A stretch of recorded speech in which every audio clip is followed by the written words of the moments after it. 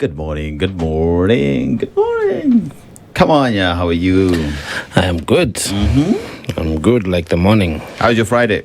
Well, it's promising. Your week has been good? Yes. Nice. It's been a good week. Yes, Karibu Salam. Welcome to Kenya's biggest conversation, the Situation Room, right here as we continue with conversations that matter within our societies, the country, and beyond. Very well, today being Friday, Friday the 24th. We shall be having several conversations. Let me just let you in on what it is we're going to be discussing today. And about Ndu Oko is not in today. She has issues to deal with at the doctor's infirmary, and everything is going to be okay with us. So ametuma salamu zake, just letting you guys know that she is okay and that everything will be fine. She's going to be here on Monday to continue with the conversations, but in the meantime, Dennis Stoll Seto as well as Josephat Kamanya holding fort, making sure that these conversations as well continue. But the conversations shall be having this morning as well. At 7 a.m. we will be having a conversation on guarding your vote. So Francis Masinde is digital systems developer, and One Term Movement launches digital voting platform for 2027 flag bearer selection. At a time when we have seen from the by-election that Kenyans themselves decided to guard the vote, staying at the polling stations, ensuring that the voting exercised the entire election process is something that can be verified. Ask the question then, what is the role of each political party in protecting the vote that they have been given by Wananchi? Interesting to see how that conversation will be taking place. And at 8 a.m. we will be having state accountability, evaluating government action ahead of 2027. Now, Elijah Sawe is ICT Director, UDA Party, and Omar Haji is the political analyst, Linda Mwananchi. One asked the question, is the state accountable to Wananchi? Because remember, the state enjoys delegated responsibility. So at the end of the day, is the state, should the state come back and tell the people on what it is doing, where failure is, who's taking responsibility, where good has been done, what is incentives that are given to individuals, or is it about everything passes? Well, the end justifies the means. We'll find out. We'll find out. And at 9 a.m. is our Friday Healthy Friday conversation, and it's all about fighting hepatitis. Now, it is a breakdown of Kenya's viral hepatitis response and the roadmap to sustainable health outcomes. Now, Dr. Hadija Hassan is the MFM MEC in International Public Health, Felt P as well. She'll be having that conversation on fighting hepatitis with the conversation around vaccination as well, HPV vaccination that is in the country, and the young girls pretty much being encouraged to take this vaccination. But there is chatter, there is talk all over the place, anti-vaxxers as well in the house saying don't take it. So where exactly are we when you talk about fighting hepatitis in the country? Big conversation, because then you look at hepatitis and its correlation with cervical cancer. Then one asks the question, how do we fight that if we are not vaccinating? And even if we decide to vaccinate them, what are the conversations we're having with communities in bringing them to that thing again called public participation? You know, so those are the conversations we shall be having with you today. But in the meantime, let us say hi to you, everybody who's listening in, just to let you know that our streams are live on Facebook, on YouTube, on X, also on Instagram. Talk to us as we continue with these conversations. And this morning, come on, before we even go forward to the proverb, to Salamiering Watus, let me tell you where we are this week. This week we are in the world's 4th largest island. Madagascar. Yes. The people are, the language is Malagasy. Yes. But now one thing that stands out in Madagascar is the fact that it is a vanilla country. So over 90% of vanilla that is produced in the world comes from that country. Yes. But as well, when you visit and you see their wildlife, the wildlife, you can only find it in that country. You can't find it anywhere. So when you think about penguins of Madagascar, they're unique. They're unique to them. They're unique to them, especially the ring-tailed lemur. So King Julian, you can only see King Julian in Madagascar. You can only see King Julian in Madagascar. But let's go to the proverb that we have this morning. The proverb: When the village sees the scholar begging and the thief riding a horse, the children begin to question the road to wisdom. When the village sees the scholar begging and the thief riding a horse, the children begin to question the road to wisdom. It has vanilla essence in it. Yeah, how would you interpret it? Because talk of ill-gotten wealth, and means that are scrupulous. Yep. Anyway, to keep it simple, because that sounds very Kenyan, I would say processes have outcomes. Yep. And people only trust the outcome if the process is as prudent as it is outlined. When there is compromise in the process, the outcome is different. And people begin to look for shortcuts. So when you hear that scholar begging, is what you're saying here in Kenya. Graduates, they're saying no job, no absorption, no capital to start business. But yet, the most richest people today in our country, people who have cash flow, are the politicians whom we know their basic salary, what it is. What it is. You see, but they're splashing millions across the country. So I think it's wisdom saying that we have to be true to our causes. It's about integrity, it's about the process and knowing that people also look up to you. The same thing we talk about inspiring confidence. You can still inspire thuggery and corruption. Because if you seem to be doing well because you have stolen, people will want to steal to be like you. True. I think it talks about an example that is set. Because you see, the children ask the way to wisdom simply because they look at the example that has been set. They ask, first of all, why work so hard to be a scholar when at the end of the day, there is nothing to show for it? At the end of the day, why work so hard to genuinely amass wealth when you can take shortcuts and amass wealth, right? So you look at the example that has been set, then you ask yourself, why is it that even future generations become the worst there is? Because another thing with the generation that follows is technology education. So they're smarter than even the previous generation. So perhaps something to learn from the Malagasy this morning. Let's say good morning to the people real quick. So, G. Kenyan, good morning from Nairobi. Good morning to you, G. Kenyan. Laban Mutaroke, good morning, good people tuned in. Karibu sana. Henry accepted. Good morning, Spice family. We are at where it was said that the wheel of justice grinds slowly, yet the grind exceedingly small. Justice be our shield. When you look at the decision of the court yesterday with regard to the Sharon murder case, justice grinds slowly, but it does. Surely. Now, Nahash and Gogi, good morning to Juma Mubarak Dennis, Juma Karim, and fellow Muslims, brothers and sisters. Indeed, true wheels of justice are slow. I don't get why they want to wrap this entire case now instead of adjournment till December. Well, the justice, as you said, it grinds slowly, but it surely does grind. Now, Peter Carrier, good morning from Mombasa. 99% of life's problems disappear the moment you remove the wrong foods, wrong people, wrong habits, and wrong thoughts from your life. I agree. Amen to that. I agree. Yeah. Yes. And Miguel Michael, good morning, Spice. Hopefully technology may rescue streamlined systems, i.e. reduce wastage and increase efficiency. We do have these systems. Question is, people at the back end, are they as clean? Can they be trusted with the system? Actually, they're the ones who clog the system. They make sure they don't work. But when you remove the wrong people, efficiency is back. True. Boba Coco, good morning, Spice Crew, listening all the way from Kenda Bay, Kanyasura. How is Kenda Bay this morning? Christina, Karibu Sana, good morning. Have a beautiful weekend. It's going to be amazing. All eyes in Bungoma Kabesa as the Linda Bonanchi faction are retreat in the western part of the country, waiting for that announcement. Let's see how that will go. Now, Margaret and Joy, good morning. All at SpiceFM, Situation Room from Houston, Texas. Happy Friday, my friends.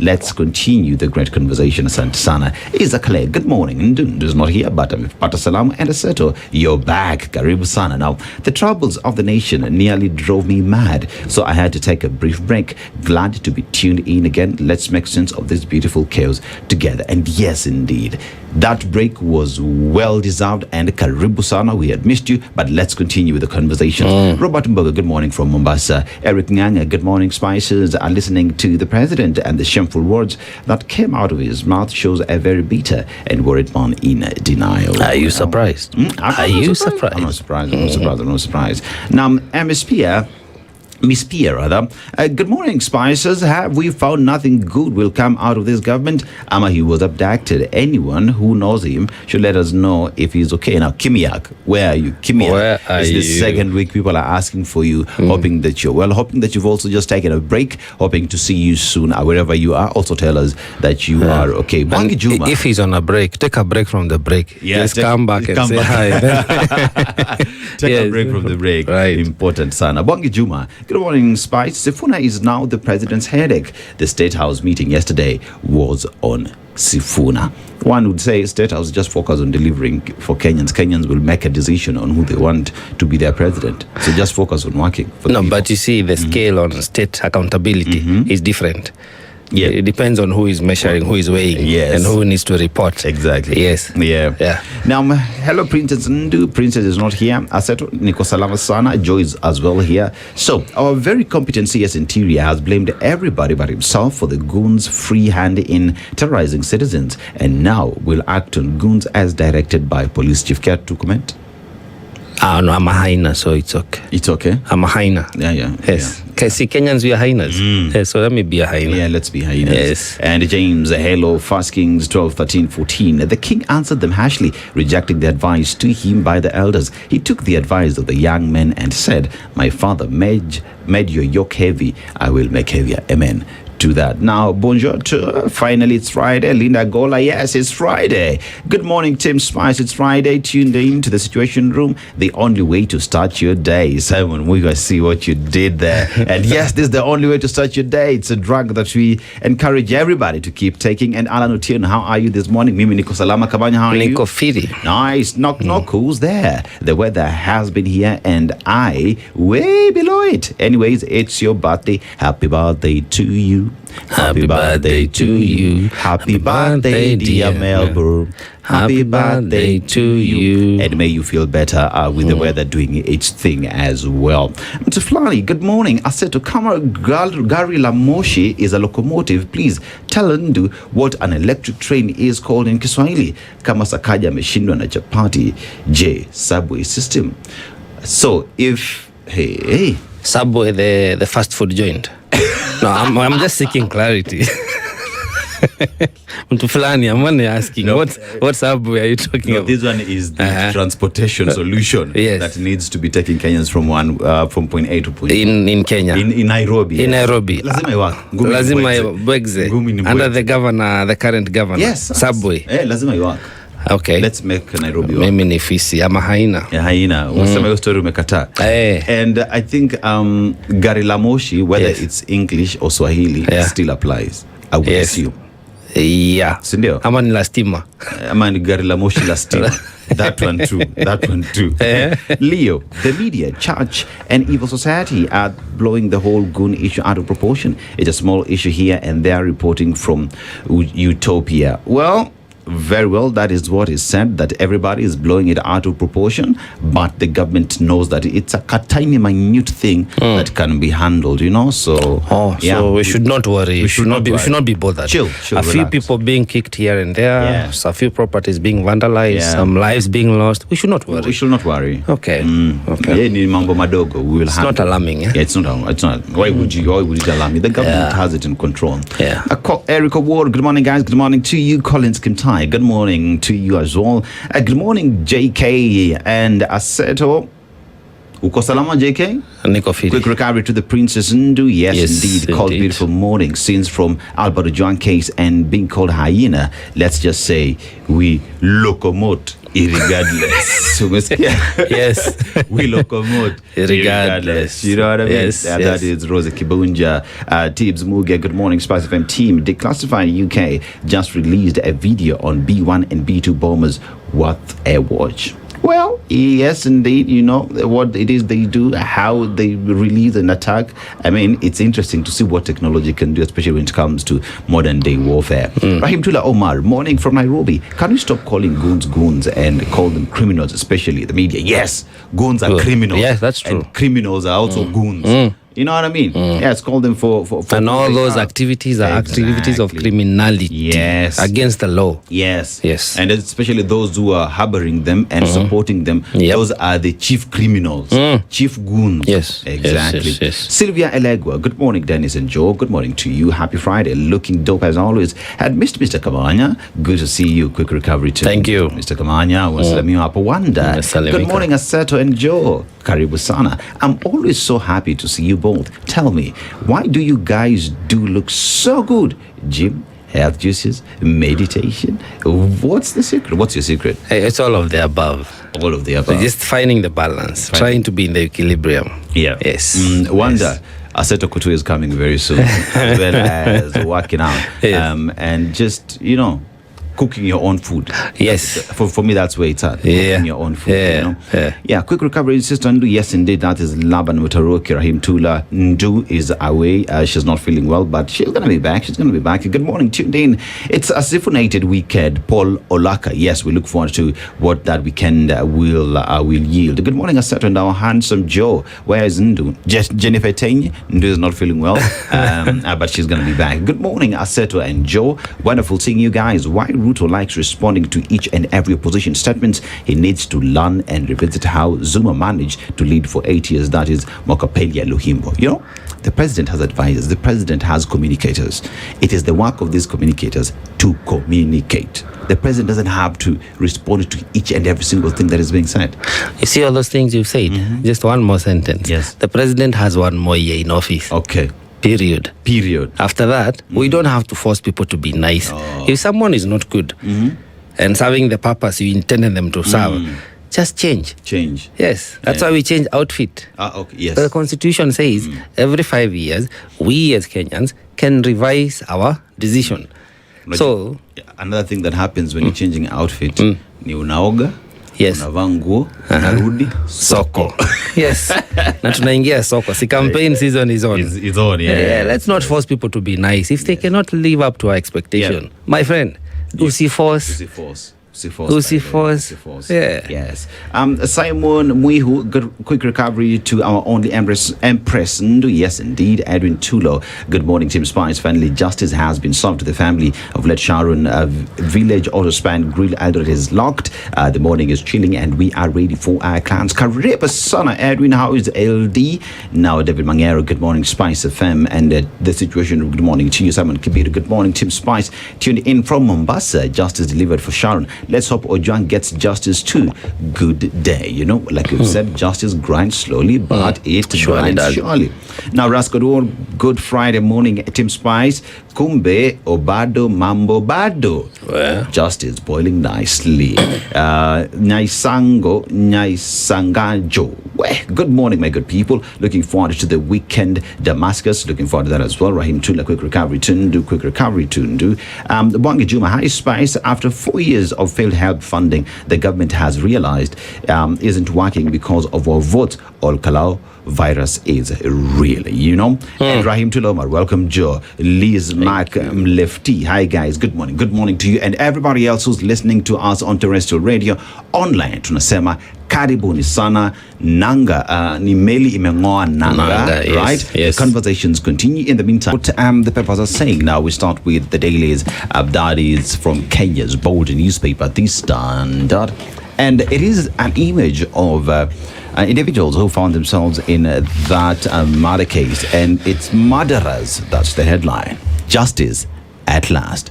8 years of grief, 8 years of unanswered questions. Yesterday, Sharon Otieno's family finally had the words they had waited for. Justice Cecilia Githuwa convicted former Migori Governor Okoth Obado, his aide Michael Oyamu, and former Migori County Clerk Caspar Obiero of murdering the 26-year-old Rongo University student and her unborn son. The court found Sharon's pregnancy spiked a calculated plot to silence her and protect political power. The verdict delivers long-awaited justice to a grieving family and sends hope in the fight against femicide. So, Sharon Otieno was a university student who was brutally murdered in September 2018. She had an affair with Governor Okoth Obado that led to her pregnancy. It's sad, you know. It's sad that a life had to be lost. Two lives had to be lost in the most gruesome manner. Yeah, and for what? Yeah. You know, you sought this lady, you indulged. Yep. And then, you know, things changed or went south. If you chose not to continue with a relationship, find an amicable way of walking away peacefully. Yep. Because now, Sharon and her unborn child are gone. Even if Obado and the company go to jail, Sharon, the baby, will never come back. Mama Sharon will never see her daughter again. And Obado, you've lost your freedom. Even you, your own family, will never get to experience you as the man of the family and the father. So some of these things, how I wish we can... And you see, the unfortunate bit is that there are 3 men here. I don't know if the court found 3 of them guilty. But there are 3 men. If they were all found guilty, it would mean 3 men accosted 1 woman. Yeah. Was there no one among them who just had a pause, a moment of sanity and say, guys, what are we doing? Yeah. You know, so I think also the company we keep is very, very important. Another proverb. Yeah. Show me your friends. Yeah. And I'll know what kind of a hyena you are. Exactly. So this is very sad, actually, because even when you say justice at last, lives were lost. They'll never come back. True. Even if these guys have life sentences, it doesn't change anything. I mean, in a situation where you are in a relationship and things have gone south, the most reasonable thing to do is walk away. It's okay, yes. Walk away. Yes. There are also other instruments where if someone is then blackmailing you, you can go to the police and you can even get a restraining order. Yes. There are channels within the system itself that can protect you. When you're alive. When you're alive. When you're both alive. When you're both alive. Yes. But then again, let's just see the final orders of the court come December. Right. Now, page 2, Wetangula, Kingi get court relief over backing Ruto's re-election. Now, court dismisses Vocal Africa's case, saying the human rights group should have first taken the matter to EACC. The judge said the elephant in the room was the integrity and behavior of the 2 speakers. But even where that is the case, one would ask the question, was the law broken at the time? Yes. Right? And when the law is broken, there is fine going to EACC, but the courts as well are there to interpret this. But then again, the court spoke. Let's just see. We wait and see. Africa, then we'll do with the orders that they have been given. NYS is taking our jobs. Aviation workers protest now. A nationwide strike threatening to cripple Kenya's aviation sector remains on course unless employers address long-standing labor grievances, with the threat to aviation workers a job among key concerns. Now, lawyers boycott courts over judges' conduct row. Now, services at the Mombasa and Kuala Environment land courts were disrupted yesterday after lawyers boycotted proceedings in protest against judges who obtained orders stopping investigations into their conduct. That's interesting. Lawyers and judges. Yeah. And you see that thing of NYS. Actually, I would want to know whether the NYS people are paid the full amount the other workers would be paid if they did the job. Yeah, market rate. Yes, or are they being exploited as cheap labor? Because you find the NYS officers all over. How I hate to imagine they're being exploited as cheap labor. So I think that's an interesting thing to see how it develops, because the aviation workers, they're not complaining in vain. They're complaining for a reason, you know, and the Civil Aviation Authority. Yes, and we see them all over. No problem, but if they're being paid, hey, they should get market rate. Market rate, yes. True. Now, India donates medical supplies to keep Ebola at bay. So that is Health CS Eden Duale receiving medical supplies from India High Commissioner Dash Swaika as part of preparedness efforts to fight Ebola on Wednesday. The one thing that I wanted the Cabinet Secretary to tell us is the 7 individuals who are in Laikipia today, in is it a quarantine facility? Anyway, in that Ebola observation room, or is it building that is in Laikipia? Yeah. What's the progress? Why are they here? because if someone is being observed, we have hospitals which have been prepared by the government of Kenya. I think they talked about around 20-something facilities. 23, I think. Why aren't these 7 individuals in these hospitals that have been prepared to observe Ebola in the country? And where did they come from? Are they Kenyans? DRC. They are Americans. Why are we hosting? Well, these are the questions. Why are we hosting viral carriers? I mean, could be. Because you see, that's a matter of that's a matter for real. It's a matter of internal security and public health. Concern, yeah. Because if indeed those people are confirmed to be sick and there happens to be an outbreak in one or the other from them, they infect one another and they know how it spreads, how are we going to explain ourselves? And then here we are. You see, we admit people who are sick or suspected to be sick. Then we receive donations to keep Ebola at bay. Why not just keep the people at bay? Yes, keep the people at bay.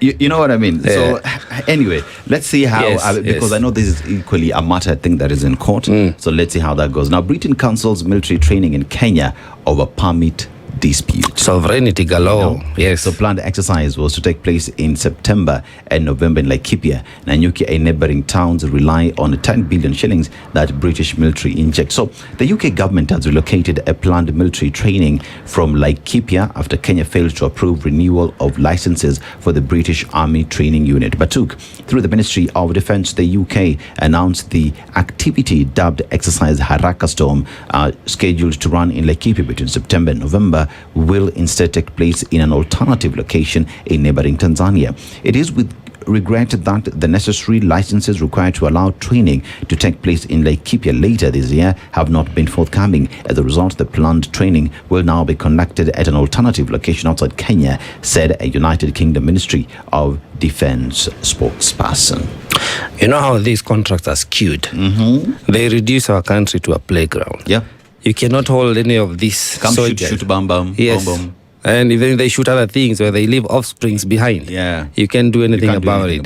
When a life is lost in their hands, you can't do anything about it. And did we just admit France? Yeah, we did. We did as well. We did. So you're doing an exchange program. Kick out Britain, admit France. Admit French.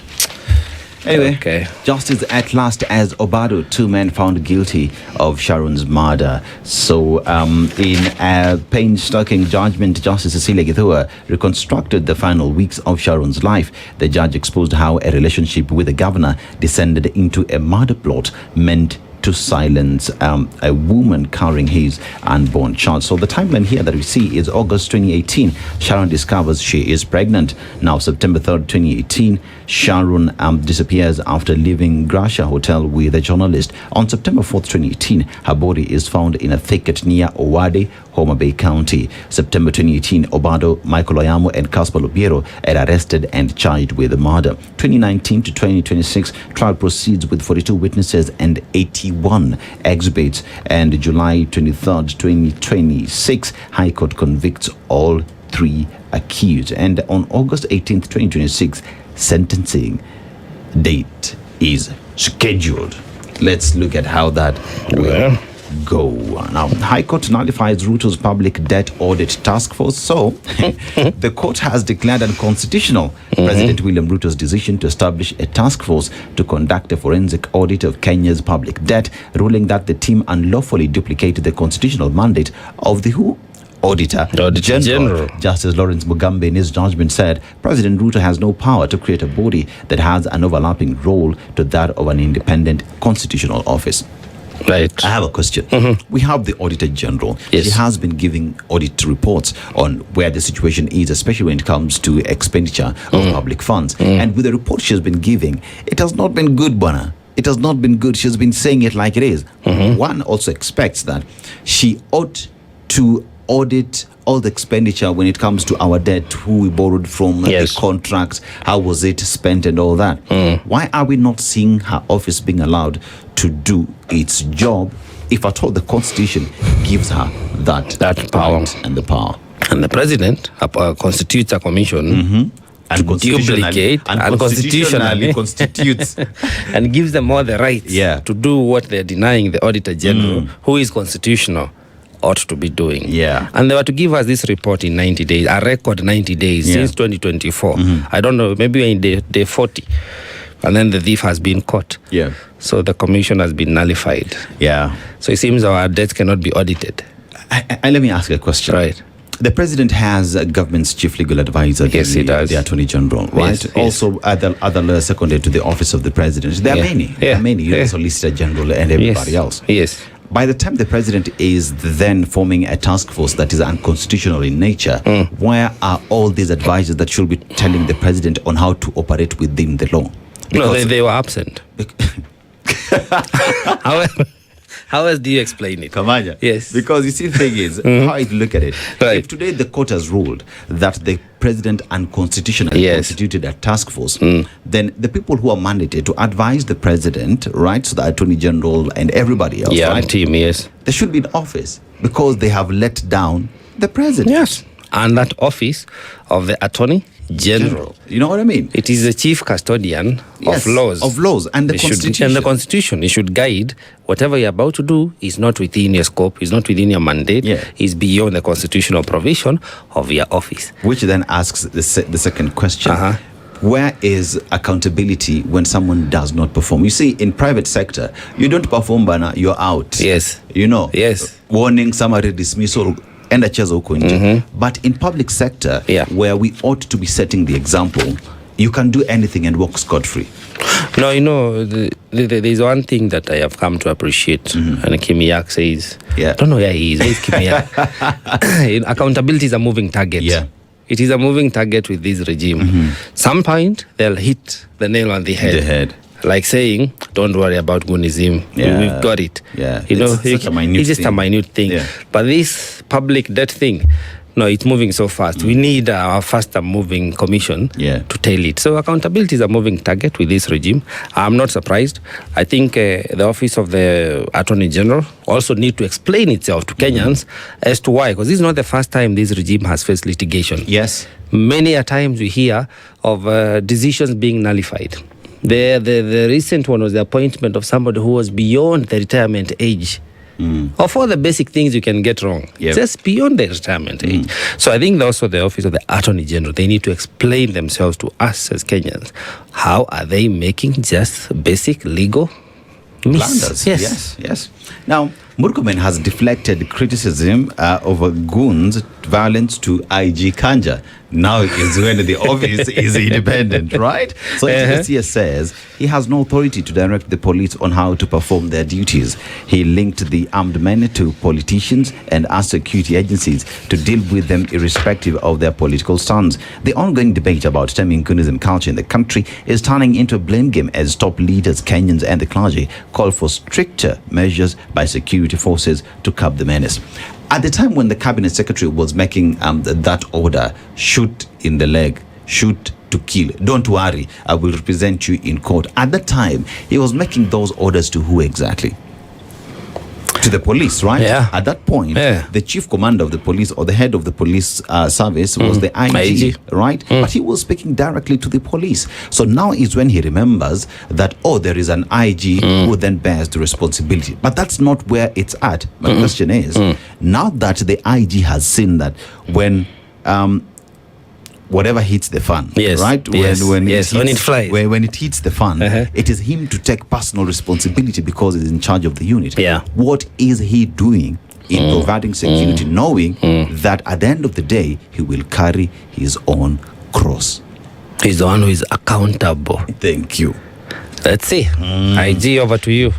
Yes, IG, over to you. If this is not a learning lesson for you, then perhaps iko shida mahali. Now, Sifuna's tour of Western Kenya rattles Kenya Kwanza. Linda Mwananchi team plans to tour Trans Nzoia and Bungoma this weekend. Ruto allies in the region have been holding meetings and mobilization fora. Let me tell you, things are boiling nicely. Things are boiling nicely. We are here for that. We're here to see the decisions that will be made, whether Sifuna is going to be to announce himself as the presidential candidate, whether the people have decided that he is the presidential candidate we want. Let's see what effect that will have, especially in the western part of the country and the entire country, and what how that will change then the political space moving forward. Over to you. Let's look at the nation. Well, there's a lot There's a lot. The Daily Nation talks about the cold-blooded killers. You know, the story of Sharon Otieno and her unborn child, and the suspects, Michael Oyamo, Kaspol Obiero, and former Migori Governor Zachary Okoth Obado at the Milimani Law Courts yesterday. Lady Justice Cecilia Kitua found Obado along with his former aides, Michael and Kaspal, guilty of the 2018 murder of Sharon Otieno. What we were saying earlier is such a sad case, you know. It is. Mandago, the former governor, the current senator. You know this. People of Uasin-Gishu. Yeah. We need to visit. We need to revisit. A former governor becomes a senator. Okay, but anyway, it is well. Only 1 year away. He's off the hook. Remember, he had a 1.1 billion Finland scam. Senator Jackson Mandago has been acquitted of conspiracy to misappropriate shillings 1.1 billion meant for the Uasin-Gishu County Scholarship Program. The court ruled the prosecution had failed to prove the case against the former governor. More stories continue. Page 2, midnight WhatsApp shock on why sacking Uhuru's hand and return to the Vice Chancellor's office. You know, Professor Stephen Kiama. Kiama, yes. Yeah, that story goes on page 2. And the late Makoha is there, CS Education. Yeah. And, you know, I think a lot of this continues on page 6 still, the Sharon Skin and the rights defenders, they welcome Obado conviction. You know, we see that the mother, she's really heartbroken. Page 8 talks about why Batu couldn't be holding September military exercise, what we were talking about earlier regarding the UK not being able to practice or exercise here in Kenya anymore because of contractual disagreement. They want to be not held accountable, and they cover everything under what they call official duty. Even crimes against humanity. It could be rape, murder, and everything. So Kenya is saying, no. Our sovereignty dictates that everything that happens under our soil is subject to our law. To our laws, And I hope we should take that strong stand. Well, page 10. At least 1.6 million Kenyans had registered on Boma Yangu by end of June 2026. Okay. PS Hinga is talking of the bulk of Boma Yangu refunds were paid deposits for home buyers. He says that most of the 2.56 billion recorded as refunds under the Boma Yangu platform did not leave the affordable housing program, but was used as deposits for home buyers. A breakdown by Housing Principal Secretary Charles Hinga shows. In a statement released on Wednesday by Mr. Hinga, it said that 2.56 billion included actual cash refunds and money used to pay deposits for customers allocated houses. Boma Yangu was formed during President Uhuru Kenyatta's term as a platform for Kenyans to mobilize savings towards house ownership. The story continues. You know, there's a whole saga on what happened. How does this now conversion to avoidable housing? Yeah, it is. It is avoidable. In my opinion, it is avoidable. We were better off building schools. But the story continues on page 10. More stories to be found. But there's an interesting story I found. On this extract of the Daily Nation. From bad girls to change makers. He's talking of shunned for becoming young mothers. They refused to let stigma define their future. Instead, they rebuilt their lives, created opportunities for others, and proved that with support, skills, and self-belief, motherhood can become the beginning of leadership, not the end of ambition. That story continues with that extract, page 4 and 5 of it. And lastly, page 8 of that. This is something we need to be keen on. Voice of the male. Why over 50% of teen mothers never make it back to school? Over what? 50%. 50% of teen mothers. Yes, they never make it back to school. The issue is not even about school. Why are we having teen mothers? Men, we need to have this conversation. Because where there is a mother, there's a father. There is a father. Because in that situation, then what we're being told is perhaps 100% of these teen fathers as well are still in school. It is the teen mothers who don't go back to school. They Now, bear the brunt. Yes. what is government doing? What are some of the policies, incentives? I mean, also just catching up, what are we doing to ensure that these teen mothers are able to go back to school? And not just, we should prevent them. Prevention is the thing we need to uphold. I mean, perhaps maybe the most difficult thing, perhaps we need to start having sex education as a common thing. Religious leaders, our communities, our cultures should start embracing the idea that sex education, we are too late to that party. We are too late to that party. And let's go quickly and look at the Nairobian now court bombshell, Bishop Nganga love scandal. So just when the explosive battle between preacher and his accuser appeared headed for another day in court, the case took a dramatic turn after Sarah Muthoni had her cash bail revoked and was whisked away to prison, insisting she would fight to the end as the high-profile legal showdown deepened. So, man of the cloth anakula pia nini kondo wake. The shepherd and the sheep. Shepherd and the sheep issue. Sheep issue, yeah. Okay. Makto's fortune divided. Her heiress finally wins big a decade after being denied a share of her late father's 7 billion shillings fortune. The daughter has finally been recognized. All that on the dailies this morning.